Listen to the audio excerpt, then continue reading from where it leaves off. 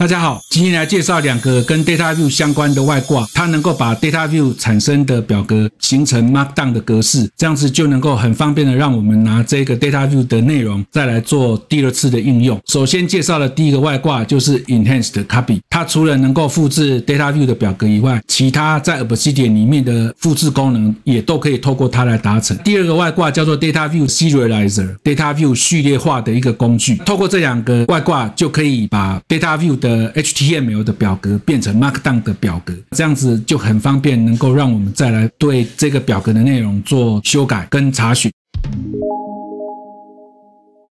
有关于 DataView 表格产生出 Markdown 的格式，以前在第130期里面有使用过 DataView JS 的方法，将表格产生出 Markdown， 并且把内容复制到剪贴簿。就是各位可以看到，先有这个表格，在下方透过 DataView JS 的方法产生出一个按钮，然后点击这个按钮以后，它会把这个表格的内容复制到系统剪贴簿。这个方法当然也可以，但是就是比较麻烦，因为必须去对每一个表格做脚本的撰写。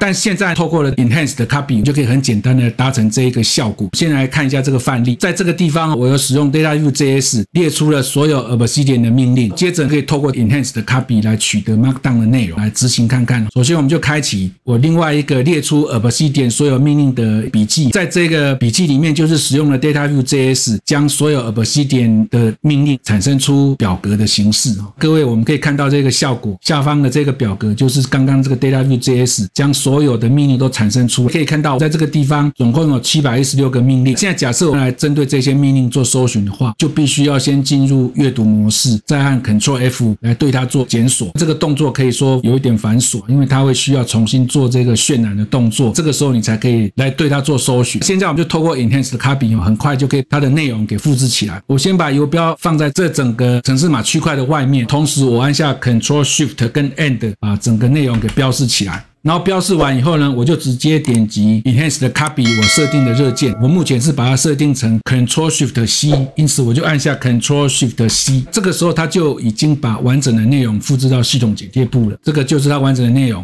那我们现在来开启文字编辑器来看一下它的内容，我按下 Ctrl V 把内容贴上，各位可以看到这边出现的是 Markdown 的表格的内容，也就是刚刚整个复制下来的内容。在这个地方就可以来做搜寻，比如说我要找 From Template，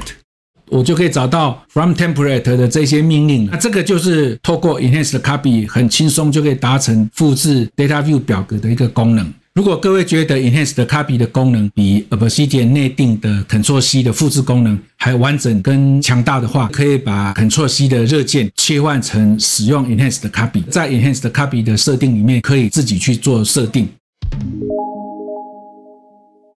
第二个要介绍的是叫做 DataView Serialize 的外挂。其实有了 Enhanced Copy 以后，这个外挂显然就不是那么的需要了。不过我还是来介绍一下要怎么来使用它。首先你要在要使用的 DataView 的表格的上方要贴上这个注解的 HTML 的标记。那在这个里面要写下 Query to Serialize 冒号，最后要用减大于来结尾。到时候要把你要使用的 DataView 的内容贴在这两个标记的中间。到时候 Serialize 这个外挂它会自动来扫描这个注解，会把这个注解里面的 DataView 的内容产生成 Markdown 的格式来做呈现。它是需要做一些人工的操作，是比较麻烦。这个语法各位要注意的，就是你要把你的 DataView 的内容要写在 Query to Serialize 冒号的后面，就要把你的 DataView 的整个叙述要写在这边。这边有一个小小的缺点这个 DataView 的叙述不能有换行符号，因此你原先的内容如果有换行符号的话，就必须把那些换行符号都删除掉，然后才能够把它贴进来。这个时候它扫描以后，就会在萤幕上面会自动会产生出一个注解，就是 Serialized Query， 同时它会把 Markdown 的内容就显示在这个标记的后面。最后结束以后，它就会再出现后面 End 的这个结尾。它是需要做这一些额外的人工操作的。下面就是一个范例，那我们可以来看一下。我首先就是在这一个注解里面写下了 DataView 的内容，这个就是我们 DataView 的内容。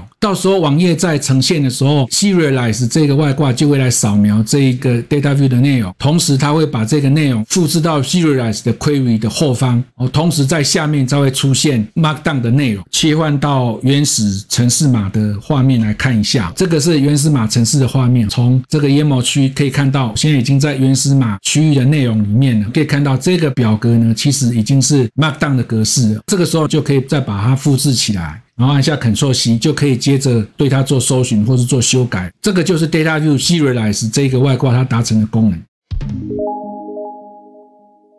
个人会觉得，如果只是要拿 Data View 的表格的 Markdown 内容的话，事实上透过 Enhanced Copy 现在已经可以很简单的透过它的热键就可以达成了。我会推荐大家还是以使用 Enhanced Copy 为优先。今天就是为大家介绍了这个 Data View 表格产生出 Markdown 格式的内容。如果你觉得我介绍的技巧对于你在使用 Obsidian 上有帮助的话，请各位记得订阅、按赞、分享，谢谢各位。